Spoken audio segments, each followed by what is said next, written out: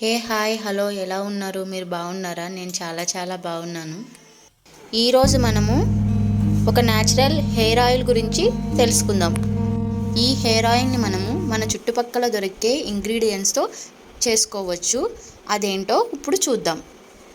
వేపాకు, కలబంద, మందారమాకు, తమలపాకు, గోరింటాకు, తులసి, కరివేపాకు. ఇవన్నీ ఒకసారి కడిగి ఆరబెట్టాలి. నేను ఇక్కడ ఆనియన్ పేస్ట్ అండ్ ఆయిల్ కూడా తీసుకున్నాను. ముందుగా ఒక బౌల్ తీసుకొని దాంట్లో 2 కప్పులు నూనె తీసుకున్నాను. ఆనియన్, కలబంద వేగాలి కాబట్టి ముందు వేస్తున్నాను. అవి వేసుకున్నాక కాసేపు మరిగించండి.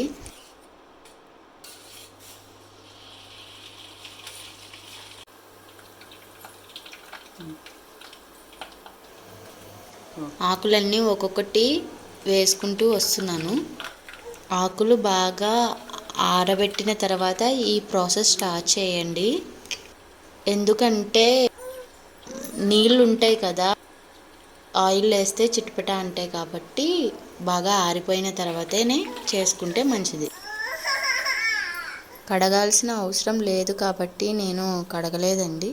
రోజ్మెరీ లీవ్స్ అండ్ కొన్ని మెంతులు యాడ్ చేసుకున్నాను, 2 స్పూన్లు అలా. ఒకసారి కలుపుకొని బాగా మిక్స్ చేసి కాసేపు అలా ఉంచి మరిగించండి. ఒక 10 నిమిషాలు అలా మరిగించిన తర్వాత ఆకులన్నీ వేగాయి అని కొంచెం లైట్గా బ్రౌన్ కలర్లోకి వస్తాయి కదా, అప్పుడు స్టవ్ ఆఫ్ చేసుకోండి. ఓవర్ నైట్ అలా వదిలేసి నెక్స్ట్ డే ఒక మంచి క్లాత్ తీసుకొని ఆయిల్ని ఫిల్టర్ చేసుకోండి. ఓవర్ నైట్ అనేది ఖచ్చితంగా ఉంచండి, ఎందుకంటే దాంట్లో ఉన్నాయన్నీ ఆయిల్లోకి దిగాలి కాబట్టి. అండ్ వేడిగా కూడా ఉంటుంది కదా, అప్పుడే చేయలేము, నెక్స్ట్ డే రోజున చేసుకోవాలి. బయట నుంచి తెచ్చుకున్న ఆయిల్స్లో కెమికల్స్ ఉంటాయి. ఇంట్లో దొరికే వాటితో చేసుకుంటే హెయిర్ ఫాల్ కూడా కంట్రోల్ అవుతుంది. నేను గానుగలో ఆడించిన కొబ్బరి నూనె మాత్రమే వాడుతున్నాను. 1/2 కప్ ఆముదం ఇందులో కలుపుకొని గాజు సీసాలో స్టోర్ చేసుకుంటే ఎక్కువ రోజులు నిల్వ ఉంటుంది.